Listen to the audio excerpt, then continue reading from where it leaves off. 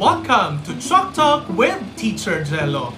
And for this episode, we are going to continue the Action Research Made Simple series kung saan ang video na ito ay ginawa upang mas mapadali ang paggawa ng action research lalong-lalo na para sa ating mga kaguruan sa Department of Education.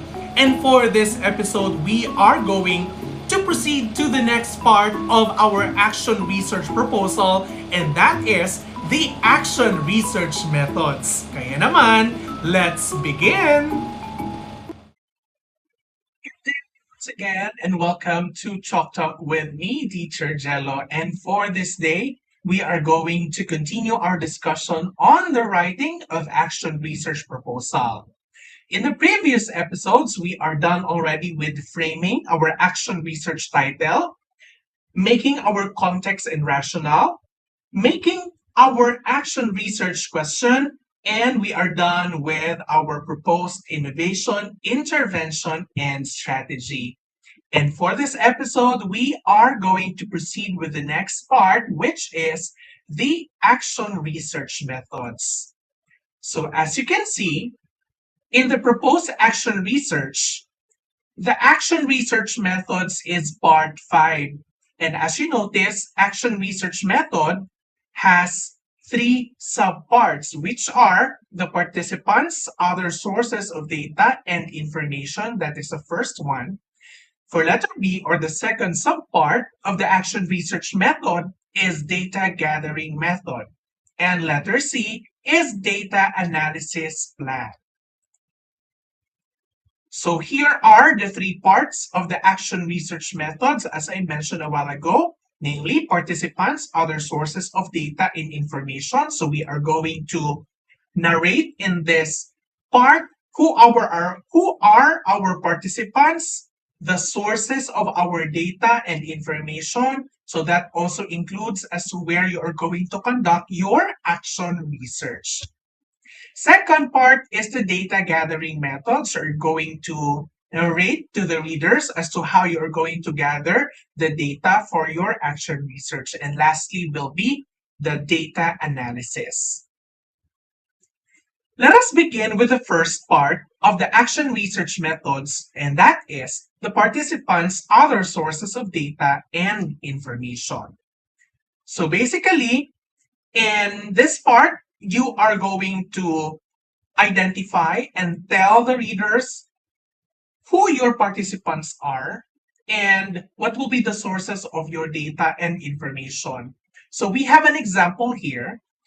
The data gathered in the study are based on the weekly reading performance of results of the learners on the series of activities given which develops his reading comprehension. So basically, in this example, it tells the reader as to where the data will be coming from. So basically, the data will be coming from the weekly reading performance or results of the learners on the series of activities provided by the teacher or the researcher. In the second sentence for this part, it will be about the other sources of data and information. So there will be 4 general types of data. Number 1, it could be in an observation, pwede ding through interviews. You're going to interview your participants. So in this case, in the example, the teacher most probably interviewed the student. Another type of data could be taken from the results of the questionnaires or surveys, and it could also be readily available data. Let us have this example. For participants, other sources of data and information. Let me read. The participant of the study is a grade 5 pupil enrolled in one of the schools in Talomo District with a school ID of 129724. Purposive sampling is utilized in the study in the selection of the participant based on his reading performance on the GSE results and Phil Erie Stage 2 administration. So as you notice, this is the first sentence. In the first sentence, it provides the details about the target participants. For example, as to how many participants will there be. Another one will be the characteristic of the participants, the sampling procedure, if any. And let us always remember, due to the Data Privacy Act stating the names of real names of the participants, respondents, and the names of the school are prohibited. That is according to HEMPES in 2019. So let us try to identify one by one the parts of this example for the participants' other sources of data and information. So the number of participants is actually very obvious. So a grade 5 pupil. So isa lang, isang participant lang, and that pupil, the characteristic of that pupil is a grade 5 pupil, which is enrolled in one of the schools in Talomo District with the school ID of 129724. So as mentioned a while ago that we are not allowed to mention the name of the school as well as the names or the name of the participant. That's why the only included here is the school ID. The sampling technique or the sampling procedure is also mentioned, which is purposive sampling. Let us continue, or let's have another example for participants' other sources of data and information. Let me read. The participants of the study are the face-to-face learners of grade 3 Mount Apo of a certain school in the Liaoning district with a school ID of 129548. These learners are set into two groups, set A and B. There are 12 and 10 learners in each respective set. As described in the implementation procedure, baseline and post-observation data will be gathered primarily through a rubric which will assess the usage of courteous and polite expressions of these learners towards other elders in the school. Additionally, the frequency of receiving a reward will be recorded per learner to manifest trend and practice of such behavior. Consequently, any observation that will be gathered other than the aforementioned records will be written in my journal and were utilized as an enrichment of the findings. In this example, as you notice, the parts are very visible. So on the first sentence, it is mentioned here, the learners, the type of learners. So they are the grade 3 learners of Mount Apo, the section Mount Apo. And the school was not mentioned, but the district was mentioned. It is in the Liaoning district, and the school ID is also mentioned, which is 129548. So the learners were set into two groups. So there is set A and set B. So there are 12 and 10 learners respectively in every set. So basically, we can now identify, or we are aware that there are 22 learners who are participating in this action research study. So it is also visible, it is also evident in this example as to how the data will be gathered and how the research will be implemented, especially on the data gathering part. Now, let us continue. To ensure quality, I will ask the Edukasyon sa Pagpapakatao or ESP coordinators in the district and schools to assess their rubric, which I will utilize and incorporate their recommendations thereafter. The table below shows the assessed rubric that will be used in the study. According to Edutopia in 2008, rubrics provide a measurement system for specific tasks and are tailored to each situation.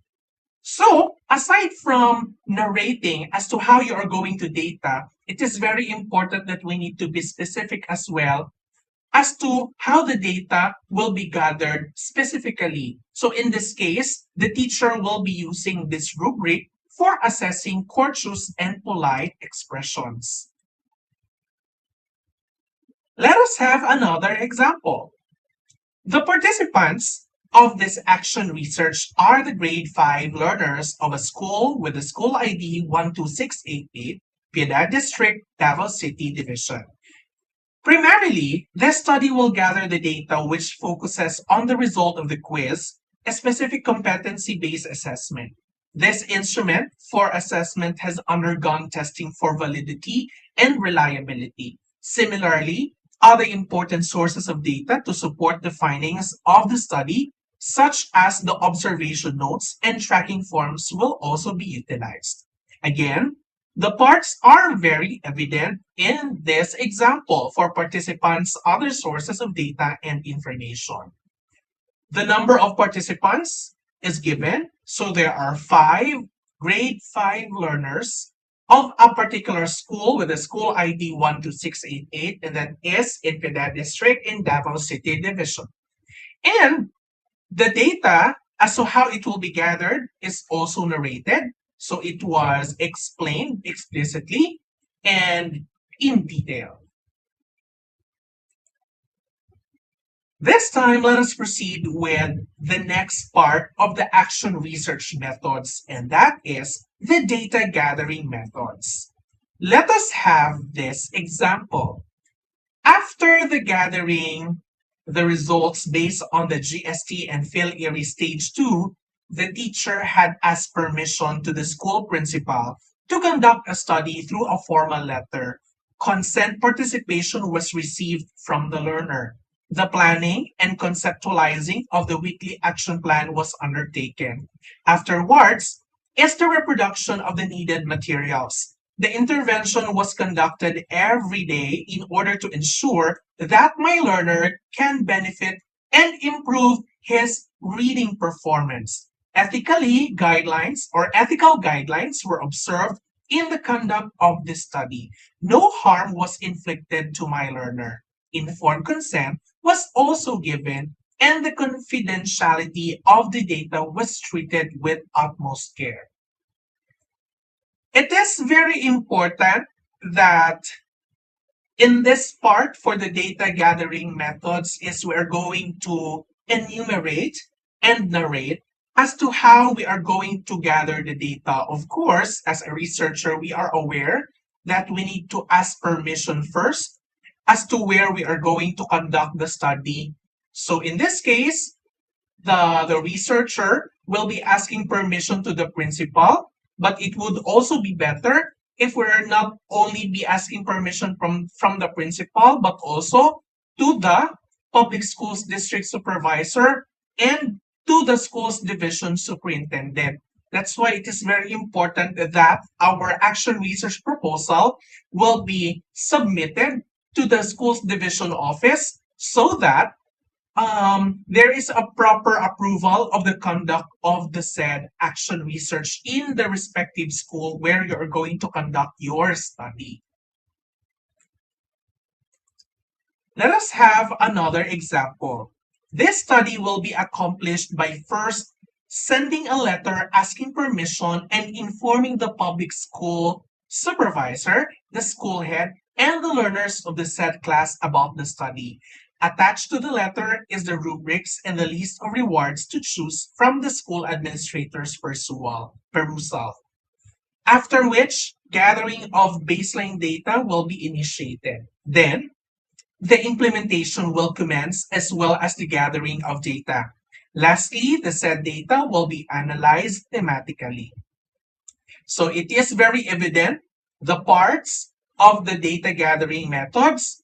So of course, the enumeration as to how the data will be gathered. Of course, it started with asking permission with the school head and the PSTS, and it is, as I said a while ago, it is suggested that we need to ask also permission from the school's division superintendent. And of course, the letter of asking permission as well to the learners, informing them as to what will be the study is all about. So it is also enumerated here. Now let us continue this example. Moreover, in this action research, the observation and practice of the ethical guidelines will heighten to eradicate subjectivity, bias, bullying, and other negative impacts that the study may bring about. Besides, before the conduct and implementation of your chosen strategy, so you're going to state here, consent and assent form will be sought from the parents and learners respectively. I will explain to the parents the nature of this endeavor and be transparent as well as becoming truthful to them regarding this. The parents and learners conforming to participate will manifest their agreement through their signatures to be affixed in the form which I will present to them. So, in this part of the action research methods, which is the data gathering procedure, it is very important that we need to emphasize the ethical guidelines. And part of the ethical guidelines is to eradicate subjectivity, bias, and bullying upon the conduct of your data gathering or the conduct of your action research. And if your participants, specifically the learners, most probably they are underage, so it is very important that we need to ask a permission through a consent and assent coming from their parents' approval. Let us continue this example. Second, I ensure that no harm will be inflicted to anyone involved in this study, including welfare of the personhood of the learners, the family, whom they represent, the researcher, the school itself, the district office, and the entire family of the division of Davao City. Third, the trustworthiness, reliability, and confidentiality of data will be treated with the utmost care by safekeeping the names and information of the learners and their personal affiliation to a specific finding. So, in this part, it is also very important that we need to ensure the safety of our participants. So, in this case, the participants are the learners. So, we have to ensure the safety of the learners or the participants on the conduct of the data gathering of your action research. And we have to uphold trustworthiness and we have to uphold as well reliability, and kailangan we need to uphold safety when it comes to the confidentiality of data, and we have to treat it with utmost care by safekeeping the names and information of our participants. But in this case, the participants are our learners. This time, let us proceed on the third part of the action research methods, and that is the data analysis. Data were analyzed into textual and graphical presentation from pre-observation, during observation, and post-observation data. So it is an attempt by the teacher researcher to summarize collected data in a dependable and accurate manner.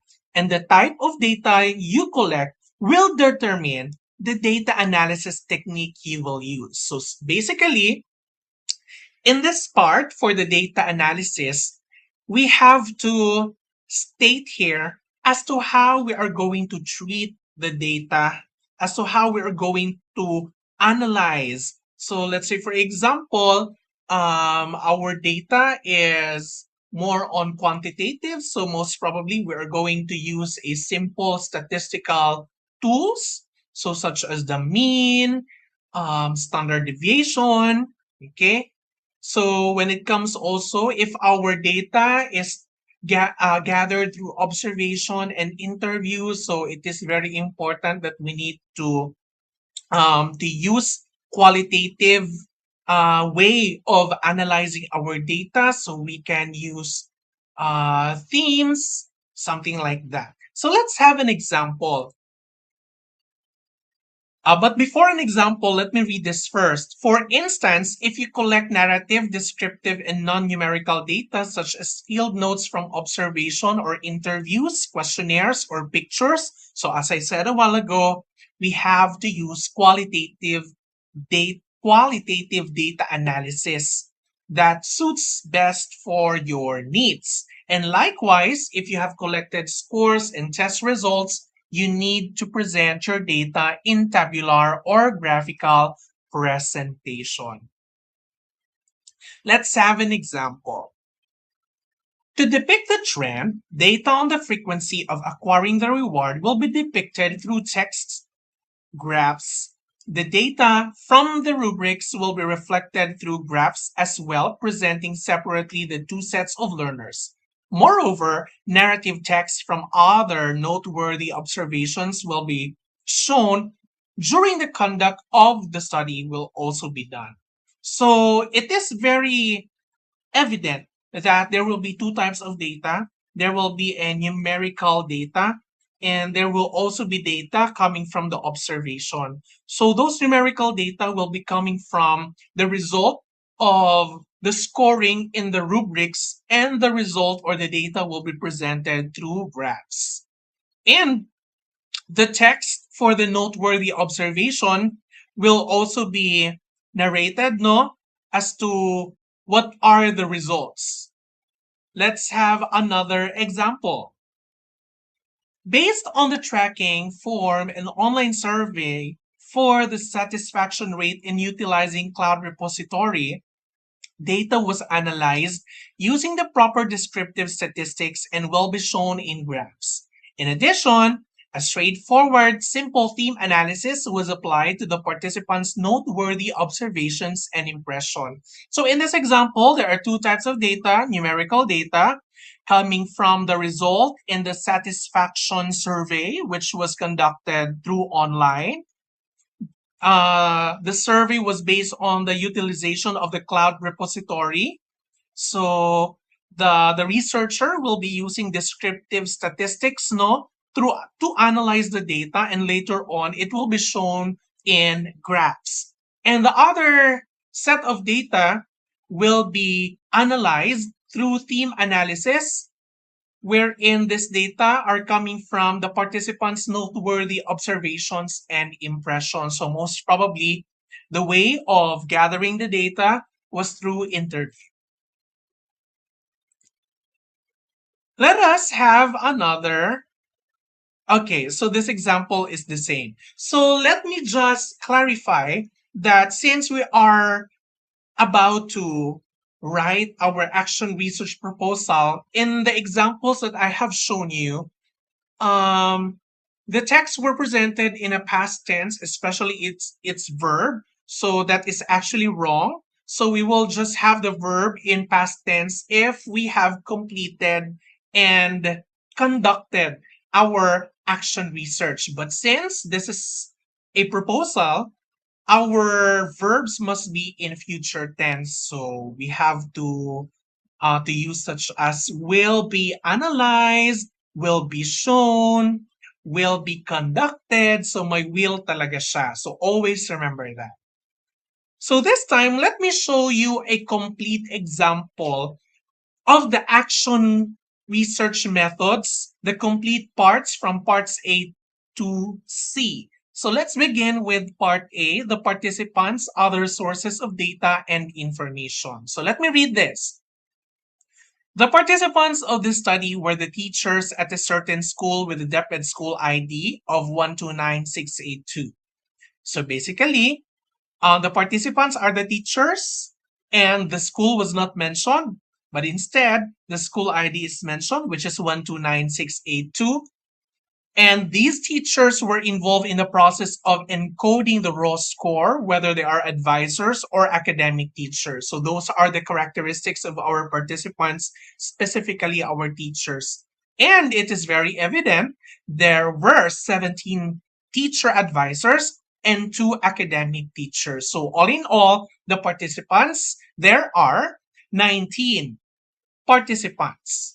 As presented in the procedures, during implementation, observation, data, and post-observation data were gathered primarily through a tracking form on the encoding status and online survey on the teacher's satisfaction rate, respectively.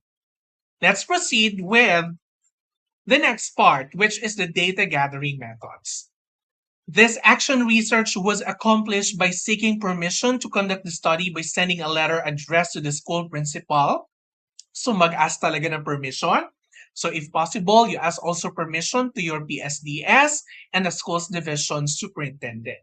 Next, Designing the cloud repository was completed and preparing the online link for the participants' access. So in this case, the researcher will be conducting a survey through an online wherein there is an online link that will be accessed by the participants or the respondents.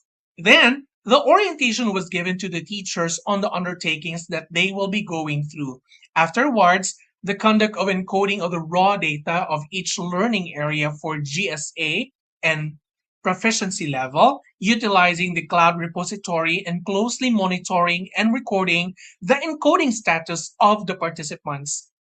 Subsequently, tabulating the number of teachers based on their encoding status. Later, an online survey was shared with the participants to know the pulse of the teacher about their satisfaction after accessing and utilizing the cloud repository. Finally, the data were analyzed quantitatively and thematically.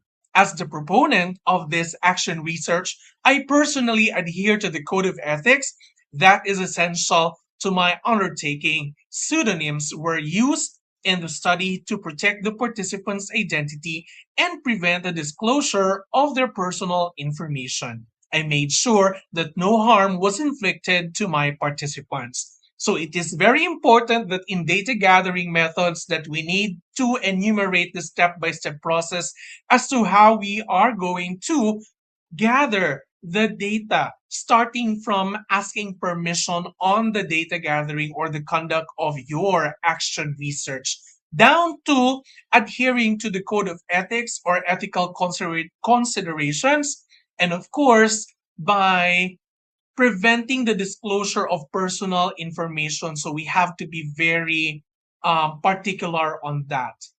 The next part is the data analysis. So let me read.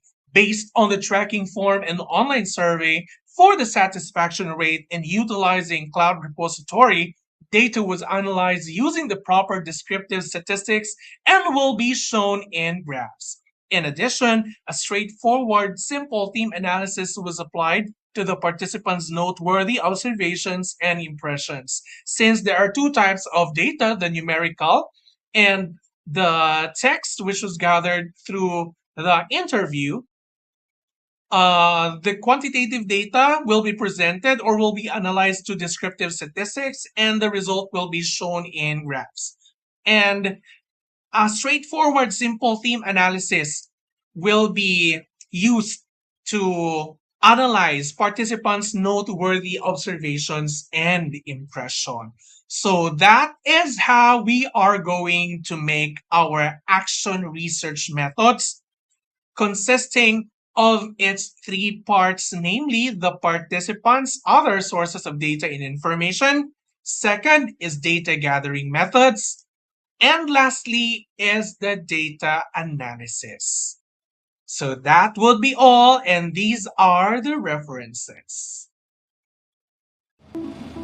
And that's it, Shockmates! Alam na natin ngayon kung paano gawin ang Part 5 ng ating action research proposal, which is all about the action research methods. And for our next episode, tutungo naman tayo sa panibagong part ng ating action research proposal at pagtutuunan natin ng pansin kung paano gawin ang work plan and timelines, cost estimates, and plan for utilization and dissemination. Kaya naman, see you on our next episode. This has been Teacher Jello for Shock Talk. Do not forget to like and subscribe. See you!